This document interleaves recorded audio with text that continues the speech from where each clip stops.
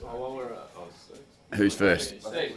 Yeah, I like Steve. I was just going to ask about the debate around bringing Burton back in and how you balance it up in this AFL versus straight into the... Yeah, it's pretty simple. He was in very, very good form before he went out. He's very important to our team. We're getting close to the end of the season. We need to get some AFL football in him as quick as we possibly can. And we weighed up all the options and went through all the challenges with that. But we just think Ryan adds too much to our team not to bring him back in. The scenario around haven't we done that? We've done that a couple of times already this year with Jonas, with Gray and Burton. So we value him very highly. I know that it sort of sounds like a mistake asking after last week, but is there a sort of difference in your mind between picking Ollie or not picking Ollie? And yeah, I think it's really clear. I mean, we've seen if we could break down their timelines and their seasons and what they look like, Ollie's has been far more disruptive. He's had not very little continuity, and we've seen last week he came in and played really well, but he got a bit of luck, so that was a good thing. Ryan and Ollie's, they're quite different. I'm 100% clear on that. I don't think there's any grey in our minds as coaches at all that there was any real similarities between the two players' seasons. Ryan's been in ripping Nick all the way through. In fact, he's probably in our best 5 or 6 players before he went out in our club BNF, I reckon. A couple of hammies for him this year. He's chased fast blokes. I told him not to chase him. It's pretty simple. He's chasing Charlie Cameron down the ground. I said, mate, we're going that fast. Just stop and let him kick a goal. Perhaps it's just he puts all of that. He's got real power. That's clearly an issue, and this won't be the last hamstring he's going to do. Probably. We hope he doesn't do another one between now and the end of the season. But he's got weapons that are sometimes going to fail him because he's such a powerful athlete, which we all understand. We often hear it's not worth the risk of playing these guys. At this point of the season, just 2 games to go before finals, is this the time of the season when it is worth taking a risk? No, there's always a risk with a hamstring, though. I mean, whether he played SANFL or he played AFL, there's a risk with a hamstring, and there always is. But every hamstring's got a risk to it, and each week you get past it, the risk gets less. But he'll be a risk again next week, as would anyone who's coming off a soft tissue injury. But there's always some risk. But we back our medical team, and our medical team say he's 100% ready to go. So we go with that. That doesn't mean he can't, another player, someone else can't have a malfunction on the day. That's just how it happens. So is this a calculated decision given what's on the line, or? No, it's a really, it was really clear decision because our medical team make the decisions on when they're ready to go, and he run more high speed last week than does in a game, no problems. He's done that last week, not this week. He's done that last week, so he's done it again this week. So there comes a point where you go, well, are we just waiting because we're worried, or are we just going to put him out there and let him play? Which we decide we have to put him out there and let him play. With Berto coming back, no half-back flankers going out, does that sort of push someone else onto a wing? Maybe clearly we've got to do something because we've got eight defenders. If you look at them in name and size and shape, and you say there's 8 of them, but we've got some options. And we've got Westy, we've got Riley.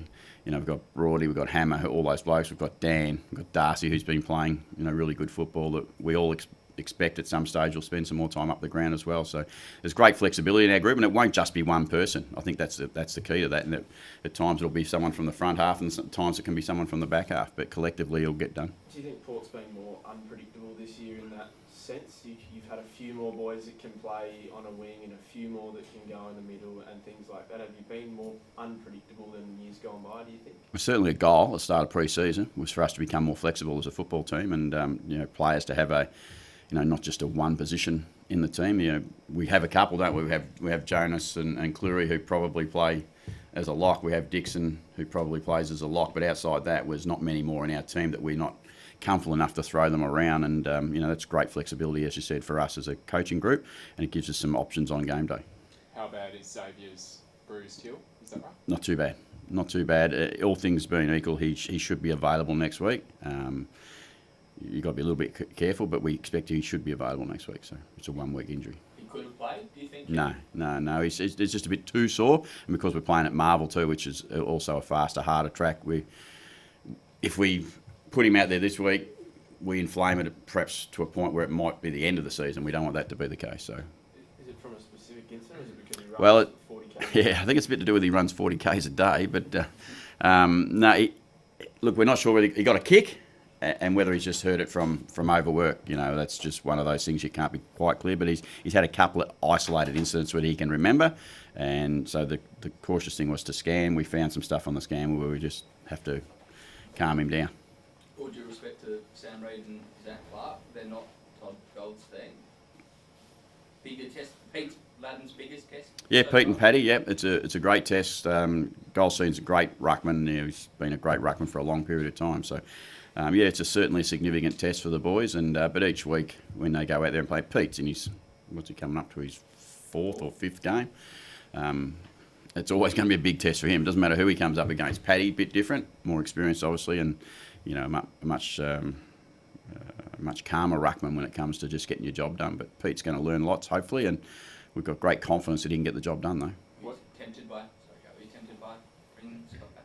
Yeah, Scott's form was fantastic at Magpies level. So we would sit there and think, gee, but we have a habit of wanting to encourage the performance of people, and that's certainly what we got last week, and we're encouraging that performance again this week by allowing those people to go out there and play this week.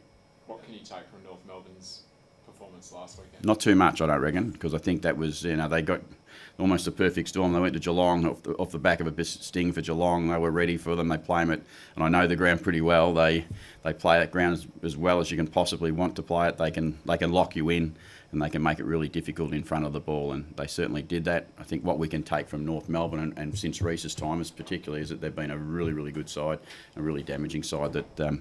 And I seen them the week before live against Hawthorn, so that's what I'll remember that more than I'll remember the Geelong one, I think. How have they changed under Reece since the last time you played them? Oh, I think they're just... The major thing you're seeing is that they're really, really competitive in most parts of the game. The contested side of the game, they're really good. They look strong in their shape. They look strong behind the ball. They're perhaps moving the ball with some consistency that's, for them is much easier to play with. I imagine for us it's a real challenge. Do you throw out a lot of what a team's done earlier in the year when their coach changes and the way they play changes sort of right near the end? When there's been a period of time, I reckon they've had a good period of time now that you can, from when we played them, that you reflect back now and go, well, this is fairly different to what we've seen the first time around. Personnel's very similar, but they've had time to adapt to it now. I reckon that's really important, and I suspect they know it pretty well. I know you hate naming names, but who are the key personnel? Sort of a Cunnington type? Oh, yeah, clearly Ben's been a fantastic player. Higgins, Goldstein, all the names, the captain Zeeble. There's a bloke called Ben Brown up the front that causes some problems. There's a bloke called Tarrant down the other end, Scott Thompson, who's retiring. Do I have to keep going? There's just so many. And in an AFL side, that's what you should expect. It's the whole side we've got to play against. And Tarrant Thomas, another great, exciting young player. We've got some exciting young players, but I bet North are pretty excited by their young player as well. Fleury kept Ben Brown goalless at the game in Adelaide early in the year. Has his year been underrated? I know you keep saying calling someone underrated. Yeah, not by us. Not by us, but when you only watch them, every few weeks or every 5 or 6 weeks, that may happen, but not by us here, certainly internally. But Tom's had a great year, and I think collectively the backline group's had a great year. So they're working well together. I hope he could do it again. It'd be an amazing result if he could do that again. We'd be in a pretty good position. Do you say anything to Vossi this week after he missed out on the Carlton gig? No, not one bit. Michael's been fully focused on us, and I think Carlton made a decision that was pretty clear to everyone for a long period of time. So I don't think there's any surprises in what they did. It's good on them, and we wish them all the best. Spoke after the game last weekend about building momentum and who you think is coming along. Brett Montgomery said pretty much the connection's coming along. You feel like, obviously your future's in your own hands. You win 2, you're probably going to play. You feel like though that you're deserving of that chance with the current form you're in. Yeah, what happens, Steve, over 20 weeks, you get that position. So you have to earn that position, and like the sides that are sitting right at the top, they've earned their position. Well, we've earned our position right now as, I think we're 8th, maybe. Are we 8th on the ladder? I'm not even quite sure. We're 8th on the ladder. So we've earned the position. We now got to go out there and continue to play in the last 2 games like we have to have all year and be really consistent, because then we'll earn our opportunity. If we don't, footy has a way of telling you what you get. Peaking at the right time though, I guess. Oh, I don't know about that. We've had a couple of good games back to back, which has been significant for us because we haven't been able to do that for a period of time. And if we go back to GWS, we lost by a point in a game, which I felt like we probably should have won. We're not taking anything away from GWS. We had our opportunity, so we've probably built up a good period of work now. So hopefully we can do it again on Saturday night. What does that do for the players coming in here and going to work Monday to Friday? We think we've been really consistent, Max, all the way through. We haven't chopped it. The ladder says 10 and 10, but you wouldn't know that as much internally because we've kept our behaviours really consistent inside the football club, and it's been a lot of noise outside the football club for every club. Like, I get fascinated by how it swings around from club to club and how everyone gets their time where they get a pat in the back and the kick in the butt. But we in here have been really, really consistent. We totally understand where we are as a footy club, and we've been very mindful of that we're growing and we're building and we're getting somewhere. Is Darcy Byrne-Jones having an All-Australian type season?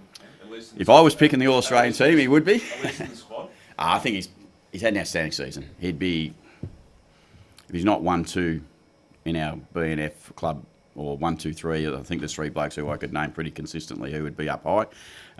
Das is one of those 3. So, normally if you have a great individual year and your team, particularly if your team has a great year, I think that's when you get recognised better, and I think everyone acknowledges that. So I was at Geelong in one year. I think they had no All-Australians and they had 10 in 1 year.